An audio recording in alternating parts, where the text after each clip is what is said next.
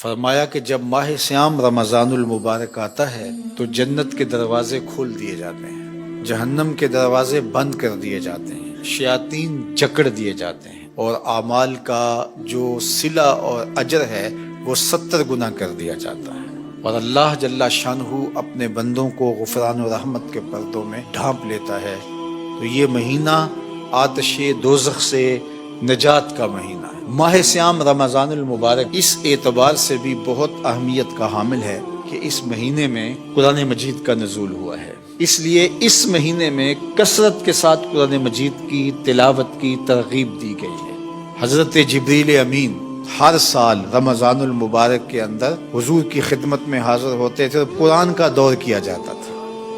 تو قرآن مجید کی تلاوت اس مہینے خاص طور پہ ہمارے ساتھ جڑی ہوئی ہے اور ہمیں اس کی ترغیب دی گئی ہے۔ تو یہ مہینہ گویا قرآن کے ساتھ جڑا ہوا ہے۔ اللہ کے محبوب علیہ السلام نے ارشاد فرمایا قرآن اور رمضان یہ دونوں قیامت کے دن سفارش کریں گے، تو اللہ جل شانہ ان دونوں کی سفارش کو قبول کرتے ہوئے روزہ دار کو اور قرآن پڑھنے والے کو جنت عطا فرما دے گا۔ یہ شہر مواسات بھی ہے، یہ ایک دوسرے کے ساتھ تعاون کا، محبت کا، ایک دوسرے کے ساتھ ہمدردی کرنے کا مہینہ ہے۔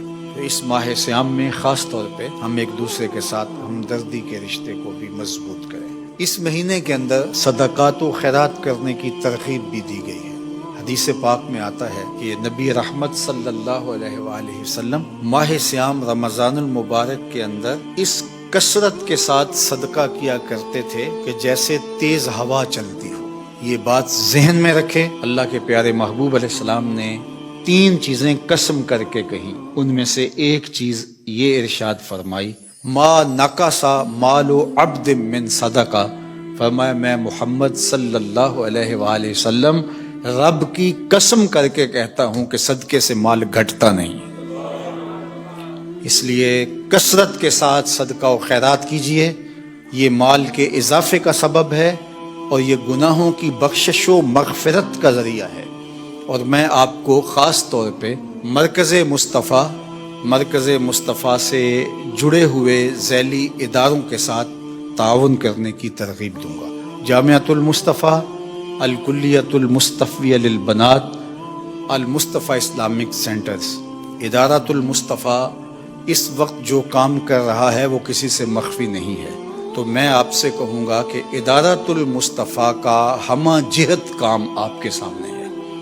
اس مختصر وقت میں اس کا تعارف آپ کے سامنے کیا رکھوں، یہ خوشبو پھیل کے اپنا تعارف خود کروا چکی ہے، اور پھر پاکستان کے اس وقت جو معروضی حالات ہیں وہ بھی آپ کے سامنے ہے۔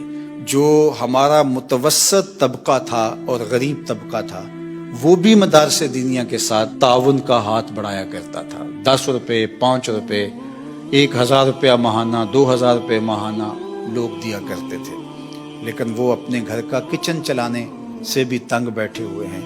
تو اہل خیر کو خاص طور پہ میں کہوں گا کہ وہ ان مراکز کے ساتھ کھڑے ہوں۔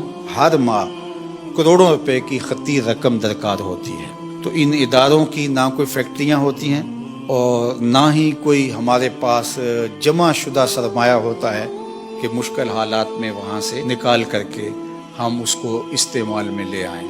جو جمع ہوتے ہیں وہ ساتھ ساتھ لگ رہے ہوتے ہیں، تو تھوڑا سا تعطل بھی ان کے نظم کے روکنے کا سبب بن سکتا ہے۔ روٹین کے اخراجات بھی ہیں اور تعمیراتی مراحل بھی ہیں اور دیگر پائپ لائن میں ہمارے منصوبہ جات بھی ہیں، تو ان سارے منصوبہ جات کی بھی وقت کے ساتھ ساتھ تکمیل کرنی ہے۔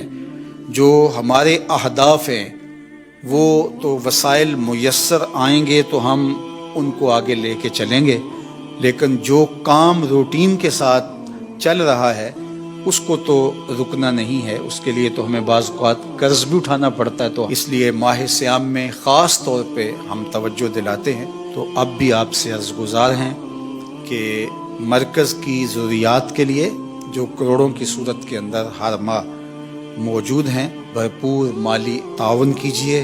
آپ دعا کیجیے کہ اللہ ایسے رجال خیر اور ایسے مخیر لوگ ادارہ کو عطا کریں جو ذمہ داریوں کو اپنی ذمہ داری سمجھیں۔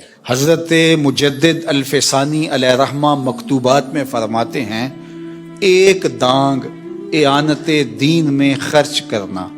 دانگ اس دور کا سکہ تھا، اس دور میں یوں سمجھ لیجئے گا ایک پیسہ راہ دین میں اعانت دین میں خرچ کرنا دیگر مدات میں لاکھوں روپے خرچ کرنے سے افضل اور بہتر ہے. تو اس لیے میں آپ سے تاکید کر رہا ہوں کہ ماہ سیام کی جلوہ گری ہے، تو آپ بھرپور انداز سے ادارے کے ساتھ